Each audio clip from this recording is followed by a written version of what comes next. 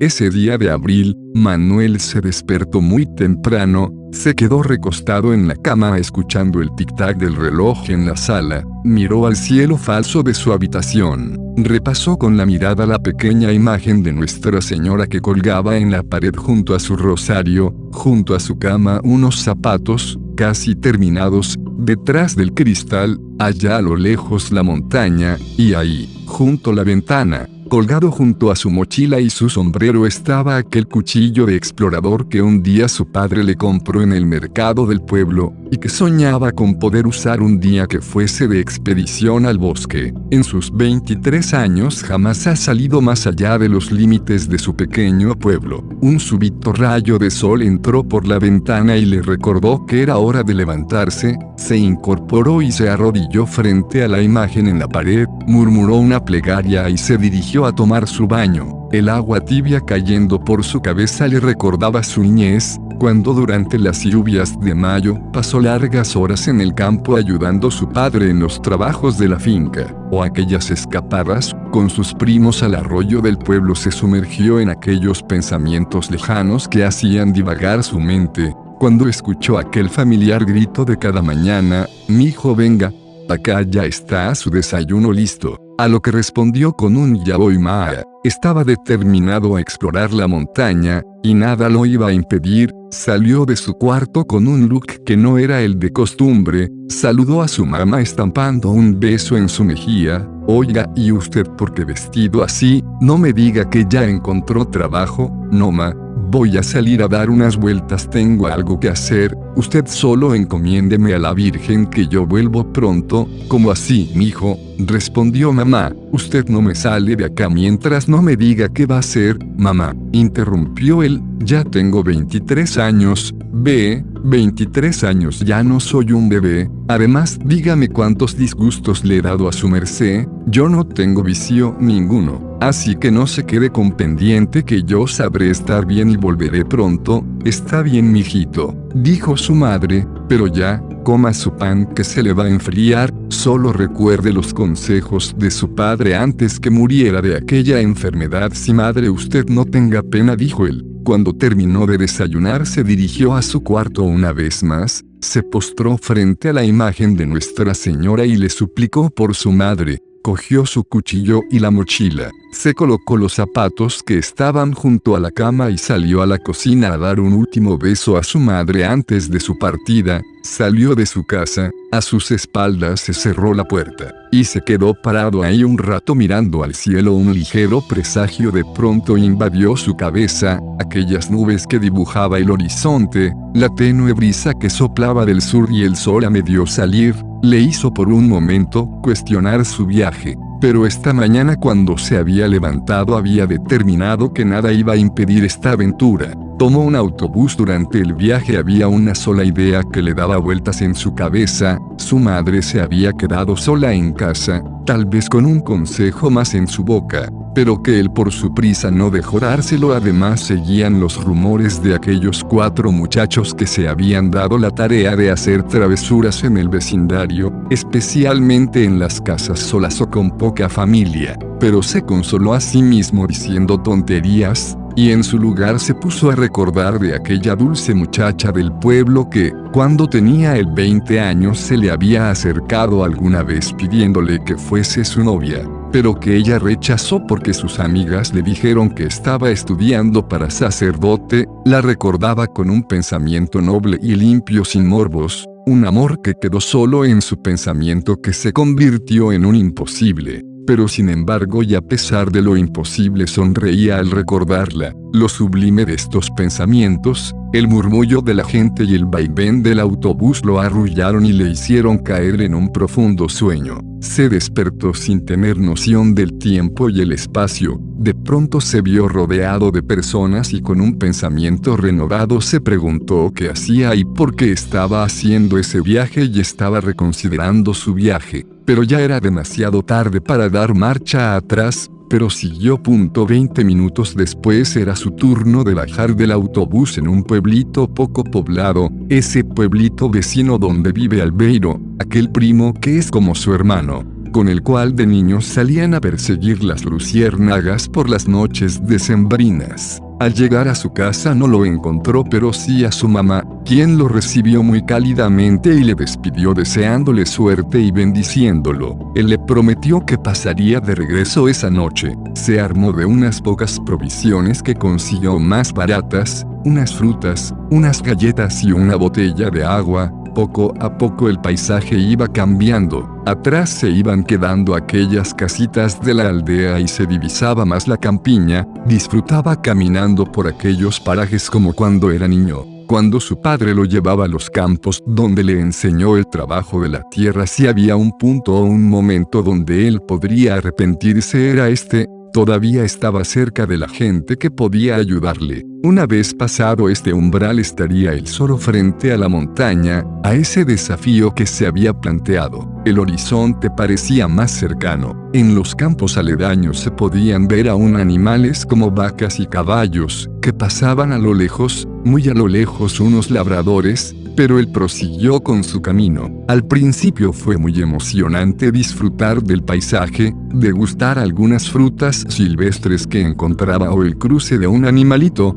También había quedado atrás su casita, que aunque sencilla y pobre, en su interior guardaba el tesoro más grande de su vida. Era su madre. El camino se volvía cada vez más agresivo y la pendiente comenzaba a hacerse más evidente, y la vista parecía ser más impresionante. Pero aún no llegaba a su destino, al punto que él había fijado aquella cima que él veía desde la ventana de su pequeño cuarto todas las mañanas al recorrer las cortinas. Decidió bajar por un sendero hacia el río. El camino pendiente abajo y las piedras medio sueltas hacían que sus pasos vacilaran y pensó por un momento si debía detenerse, pero ya no había forma de regresar.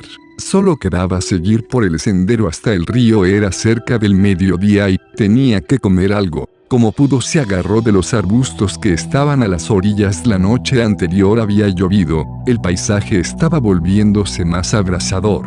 La neblina había descendido y estaba por el nivel de los árboles. Debido a la oscuridad de las nubes bloqueando el sol era imposible determinar qué hora era. Debido a la niebla que se había formado, algunos animales nocturnos empezaron a aparecer y a emitir sus sonidos. Era el momento para acordarse de Dios y pedirle. Se agachó al pie de un viejo tronco y le oró. Cuando hubo terminado prosiguió, en un giro inesperado que hizo, para sostenerse de una caída. Su mochila que contenía sus provisiones se salió de sus hombros y se fue al vacío hasta caer por el risco al río. Ahora estaba solo, cansado, empapado y sin comida. Descansó por un momento y siguió su camino. Al cabo de un par de horas había llegado al nivel más bajo del río. Se le ocurrió ir a ver si encontraba su mochila que había caído, pero no la encontró. Las riberas del río estaban rodeadas por espinas y riscos muy empinados. Pensó en pescar, pero no tenía nada en la mano, excepto lo que tanto había guardado para esta ocasión, el cuchillo que su padre le había obsequiado, pero sintió que estaba demasiado cansado para hacer eso. Estaba entrando la tarde y un temor se apoderaba de él.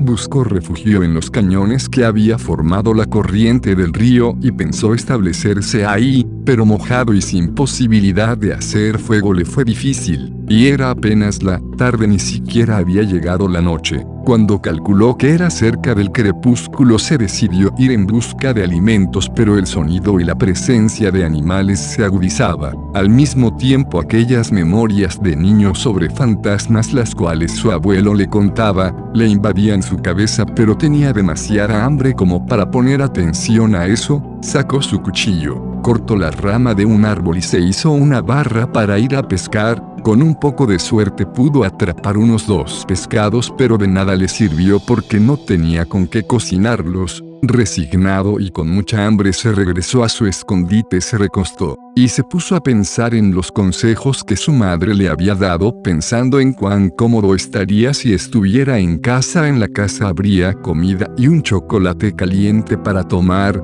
pero aún con estas cosas seguiría con la inquietud de ir a la montaña. Sin darse cuenta se quedó dormido. A la mañana siguiente se levantó, intentó caminar siguiendo el curso del río, y pensó para sí, a lo mejor me lleve hacia algún valle donde haya personas aún. Con todas las dificultades avanzó, pero al llegar a una cascada detuvo su andar, miró si era posible rodearla, pero era completamente imposible. Eran todos riscos empedrados y muy peligrosos para descender. Intentó regresar por donde había venido, pero el camino se veía peor de regreso. Tomó una determinación, se movió un poco para atrás, tiró la caña con la que había pescado la noche anterior, se aferró a su cuchillo y en un arranque de adrenalina saltó por la cascada.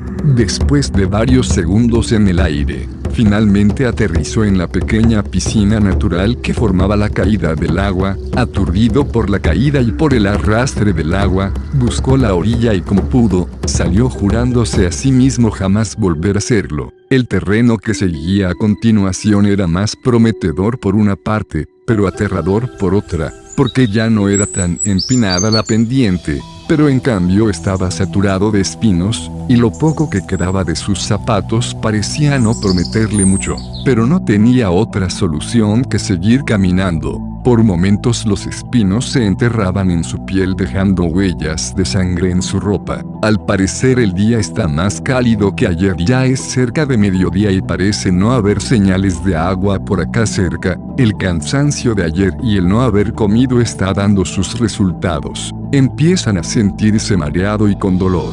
Y muchas alucinaciones. En su cabeza solo resuena en dos palabras: mamá y Dios. La debilidad se agudizaba. Caminó por unas cuantas horas sin tomar agua y sin haber comido en las últimas 24 horas. Sintió que sus fuerzas se terminaban. La palabra Dios y María se hacían más evidentes y más frecuentes en su débil voz. Cerca de media tarde y en lo más caliente del sol, se sentó a descansar en una piedra y no sabe si fue el cansancio, el hambre, la sed, su cerebro traicionándole o en efecto era lo que veía arriba. Por entre las copas de los árboles y el resplandor del sol calcinante, de pronto divisó la silueta de una mujer que parecía mantener sus ojos fijos en él. Se incorporó con las pocas fuerzas que le quedaban para mirar bien. El sol fuerte en sus ojos le impedía ver con claridad de qué se trataba y pudo notar que era una señora con un traje azul y blanco que le hacía señales con las manos, indicándole un valle al sur por donde le sugería caminar. Se quedó mirando fijamente y en un parpadeo la visión desapareció. Fue entonces cuando empezó a caer en la cuenta que era la misma Madre de Dios que había aparecido ahí para llevarle de regreso. Lloró y rezó con más fuerza al no quedarle ninguna duda de que era la respuesta a sus oraciones durante todo el trayecto. De pronto sintió un arranque de fortaleza y empezó a caminar, más corriendo que caminando, y empezó a descender por el sendero. Aproximándose a un caserío vecino, al llegar a la plaza se encontró a su tía con su primo Albeiro que le esperaban ahí junto con otros parientes. Ella, al ver que Manuel no regresaba esa noche, se preocupó y alertó a sus parientes cercanos. Dieron parte a la autoridad y se disponían a ir a buscarle. Le abrazaron y regresaron a casa de su tía. Ahí pasó esa noche contándoles todo lo que había pasado, y de cómo Dios envió a la Virgen a que le dijese hacia dónde dirigirse para hallar la salida. Al siguiente día emprendió su regreso a su casa donde le esperaba su madre. Cansado y golpeado por su travesía, el viaje le dejó un gran sinsabor. Pero en su orgullo personal, la sensación de una gran conquista, y saber que aún en los peores momentos Dios nos asiste.